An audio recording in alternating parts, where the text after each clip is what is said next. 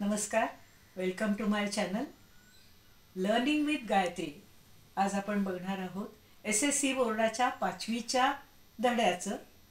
5वीचा धडा कोणता? मी नदी बोलते. या धड्याचे व्याकरण बघणार आहोत. व्याकरण आणि कॉम्पोजिशन. तर कॉम्पोजिशन म्हणजे काय आपण बघणार? तर आत्मवृत्त. आत्मवृत्त काय, कसं असतं ते? तर एखादी व्यक्ती बोलते असं तिथे दाखवलं जातं. आता उदाहरणार्थ आपण इथे बघितलं, मी नदी बोलते. ती नदी बोलतीये, आपल्याला सांगतीये तिचं जे ती कुठून निर्माण झाली, ती कुठून कशी आली, तिचं काय काम आहे, ती वाहत जाते त्यावेळेला तिला काय काय अनुभव येतात, या सगळ्याचं ती स्वतः बोलते असं दाखवून ती तिथे सांगतीये आपल्याला. The river is telling you that how she is coming, from where she is coming, आणि त्याच्यानंतर तिचा उपयोग काय, how she is helping others, आणि ह्याच्याबद्दल ती स्वतः सांगते आहे.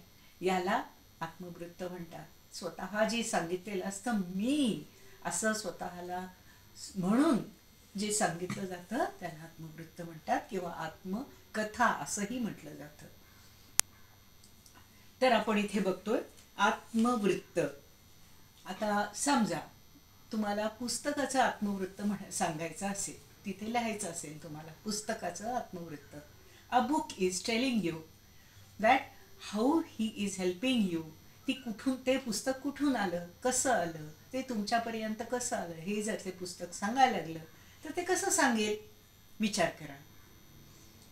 तुम्ही एका प्रदर्शनात गेला, त्या प्रदर्शनामध्ये पुस्तकं अशी छान मांडलेली आहेत आणि त्यातलं एक पुस्तक तुम्ही उचललं, तुम्हाला आवडणारं. तेवढ्यात काय झालं, ते बोलायला लागलं पुस्तक तुमच्याशी. ते म्हणायला लागलं, अरे वा, अरे तू माझा मित्र आहेस.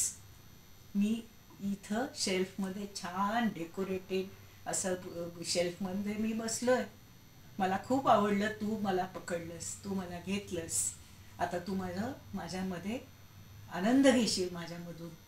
हे असं तो सांगायला लागला ते पुस्तक. याचा विचार असा तुम्ही विचार करत जर पुढे गेलात तर ते पुस्तक कुठून आलं, कसं आलं, मग ते तुमच्या घरापर्यंत पोचलं.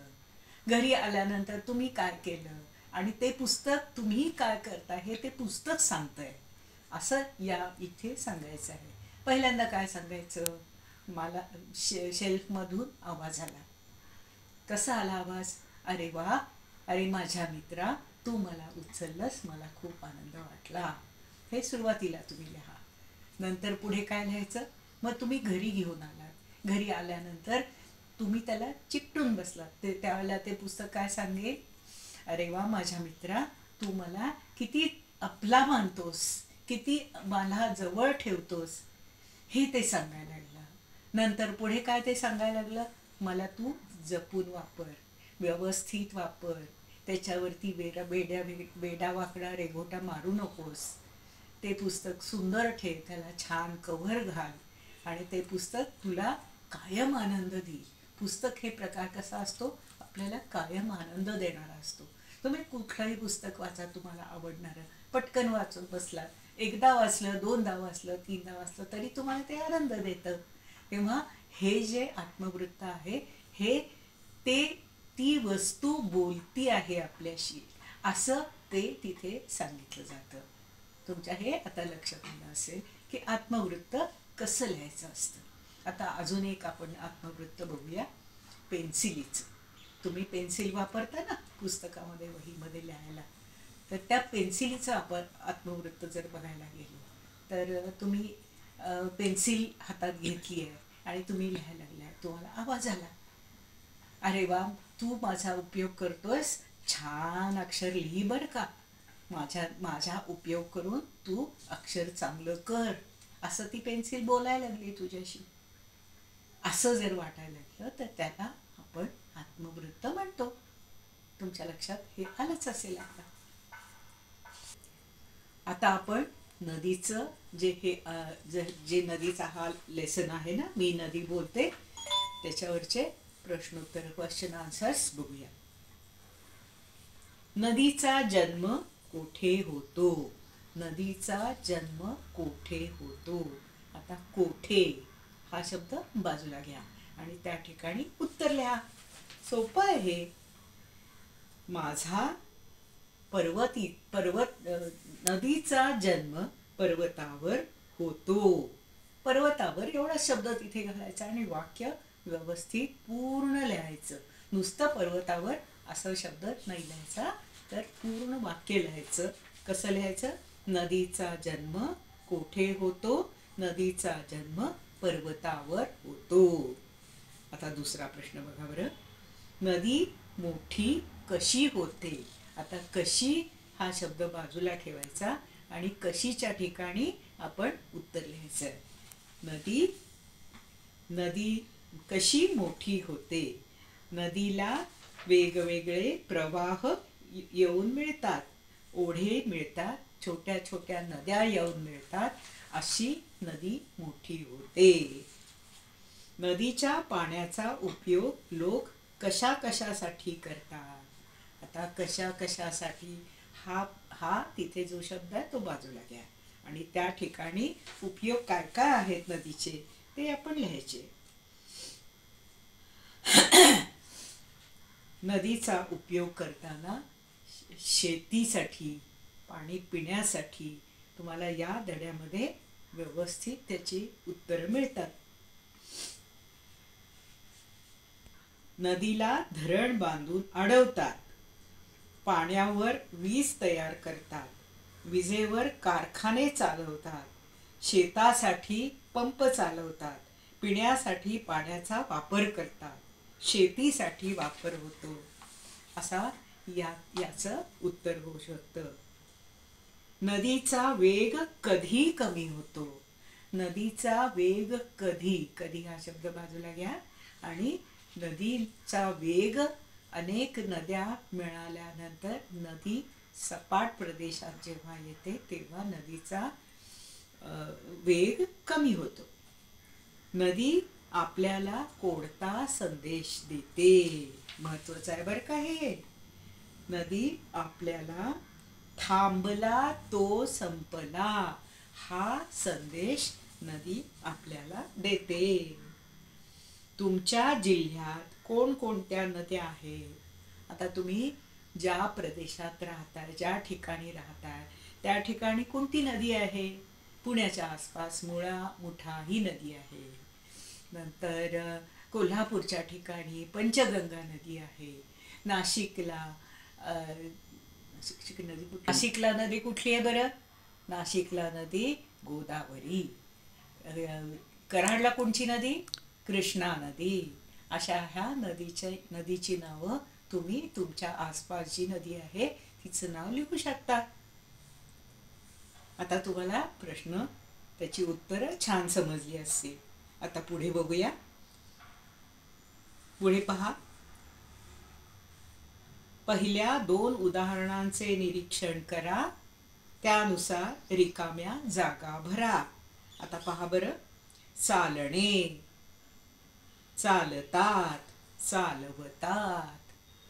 छोटं बाळ चालतं, त्याला हाताला धरून चालवलं जातं. हाताला धरतो आणि दुसरे कोणीतरी मदत जेव्हा करतात त्याला चालवणे. व हा शब्द तिथे मध्ये घातला जातो. पळणे, पळतात, पळवतात. तसंच भेटणे, भेटतात, भेटवतात. करणे, करतात, करवतात. मिळणे, मिळतात, मिळवतात. तुम्ही छान मार्क मिळवता. थांबणे, थांबतात, थांबवतात. बस थांबवतात. बस येत असते, हात करून थांबवतात ना, त्याला असं शब्दाचा उपयोग केला जातो. आता पुढे बघा बरं. हिरवेगार यासारखे रंगछटा दाखवणारे शब्द सांगा. हिरवेगार, लाल चुटूक, निळेशार असे शब्द तुम्हाला अनेक ठिकाणी बोलता येतील, सांगता येतील, उपयोग करता येतील. You can use these words. छानपैकी तुम्हाला रंग दाखवता येतील.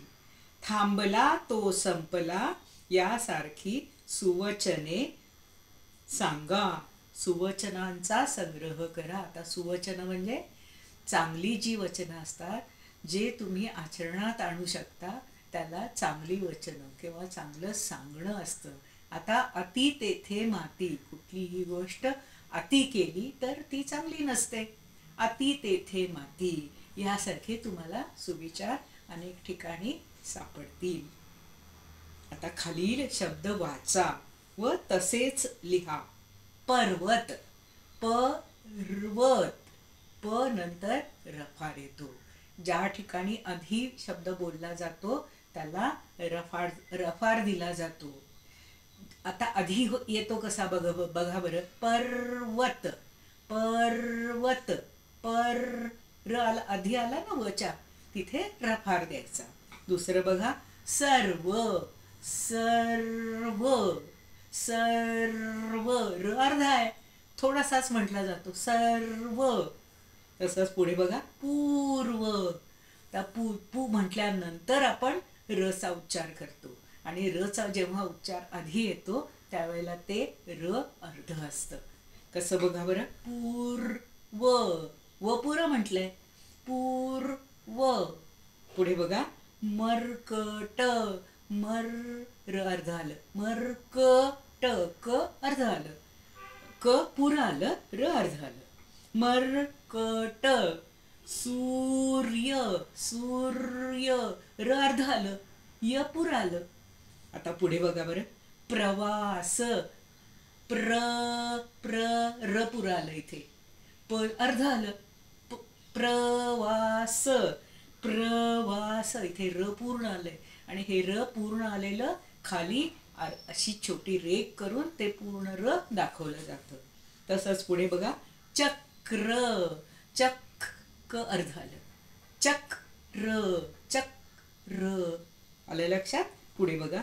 चंद्र, चंद्र, द्र द्र, र अर्ध आलं, र पुरं आलं, द अर्ध आलं. क्रमांक, क